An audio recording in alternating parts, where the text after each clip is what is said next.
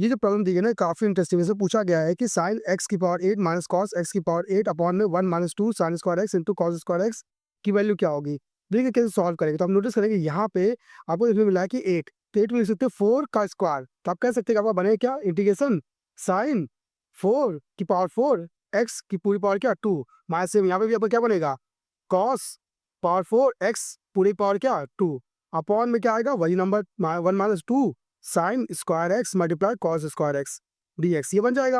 अब देखिए आपको ये अगर आपको पूरा ए है ये आपका बी है तो ए स्क्वायर माइनस बी स्क्वायर हमको पता है क्या होता है ए माइनस बी और ए प्लस बी तो ए की जगह बस ये लिखेंगे और बी जगह ये लिखेंगे तो क्या बन जाएगा आपका sign 4x minus cos 4x ये बन गया। फिर दूसरे ब्रैकेट में क्या आएगा sign 4x plus cos 4x ये आपका आ जाएगा अपॉन में 1 minus 2 sine square x multiply cos square x ये आपका फॉर्म बन जाएगा। आप नोटिस करेंगे यहाँ पे भी आप इसको लिखना चाहें तो साइन स्क्वायर एक्स का होल स्क्वायर फिर कॉस स्क्वायर एक्स का होल स्क्वायर लिख सकते हैं। तो क्या आ जाएगा इंटीग्रेशन साइन स्क्वायर एक्स का whole square minus cos square x का होल स्क्वायर ये आपका फॉर्म बन जाएगा। इधर आप करना चाहे तो कर सकते हैं क्या यहाँ भी कर लेते हैं कि क्या बन जाएगा साइन स्क्वायर एक्स का whole square plus cos square x का होल स्क्वायर ब्रैकेट 1 फिर अपॉन में नीचे वाला वही हिस्सा रहेगा 1 minus 2 sine square x multiply cos square x D x. अब पता है आपको कि यहाँ पे ए स्क्वायर माइनस बी स्क्वायर फिर से देखने को मिला ये आपका ए हो गया ये आपका बी हो गया तो क्या बन जाएगा इंटीग्रेशन यहाँ आएगा क्या sign square x plus cos square x और फिर दूसरे ब्रैकेट में क्या आएगा sine square x plus cos square x sorry minus का ठीक ना एक प्लस का बनेगा एक माइनस का बन जाएगा। फिर दूसरे ब्रैकेट में हमारा क्या आएगा साइन स्क्वायर एक्स का whole square plus cos square x का whole square d x upon में पूरा नंबर वही सेम रहेगा आपका 1 minus 2 sine square x multiply cos square x ये आपका फॉर्म रहेगा। आपको पता है sine square x plus cos square क्या होता है 1 तो ये आपका 1 हो जाएगा। यहाँ से माइनस कॉमन कर लीजिएगा तो माइनस आपका बाहर हो गया।